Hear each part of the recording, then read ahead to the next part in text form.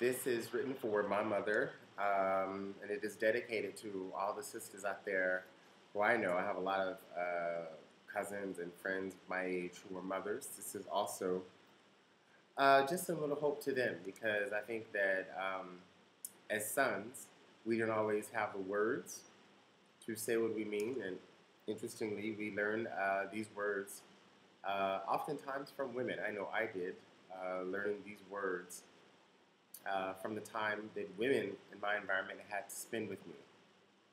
So, happy Mother's Day. I guess lately I feel as if I've taken this for granted. Mother's Day, week, month, and year. February, Black History Month. March, Latino History Month. May has its markers too.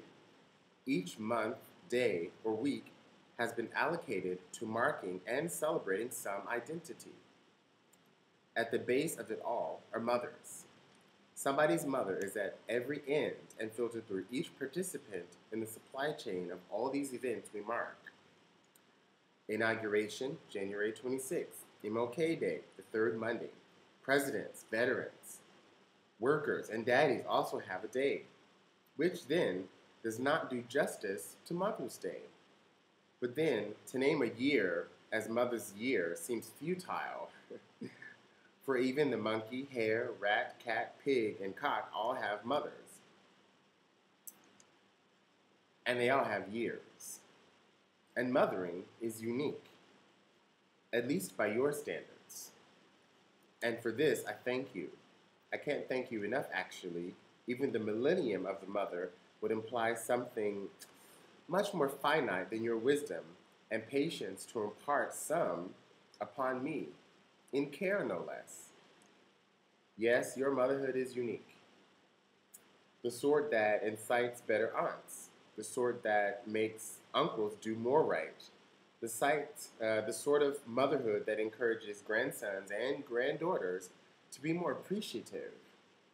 Your motherhood is the sort that makes fathers and grandfathers stand up a little more, a little straighter, a little more upright in their considered opinions and actions.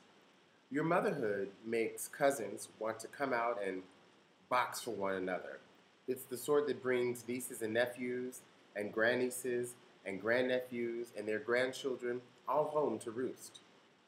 Your motherhood has a legacy of influences, relationships where you could identify, feel, really experience care.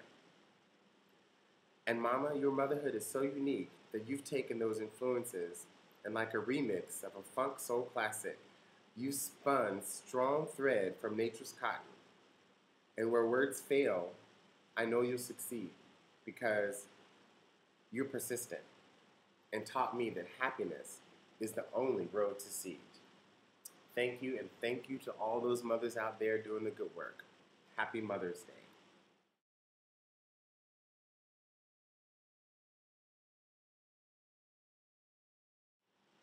So this Mother's Day poem is also a challenge to those sisters out there raising sons in particular, because I think that there's something about our culture that doesn't teach us uh, to own a lot of words. You know how as infants learning how to speak, we adults often say things like use your words. Well, at a certain point, it seems like the males amongst us learn less and less about how to use our words, about how to talk about our feelings. We'll act on those feelings, but we won't know how to describe those feelings and even understand those feelings for ourselves so that we can even communicate them with another person. So the challenge here then is not that women are the sole parents, but to say that as individuals who are involved with rearing children, can we get those children, especially those boys who seem to be a little less able to use their words, to explain themselves, to express themselves, to not feel inferior for wanting to express themselves, especially creatively, that we communicate that these are good things for them to learn. These are positive things. These are things that would be valued. And so in order for them to get that message, we have to value them. So this is my challenge to you. all out there listening on Mother's Day, can we raise the sons that we would want our friends to marry? Yeah, those kind of sons.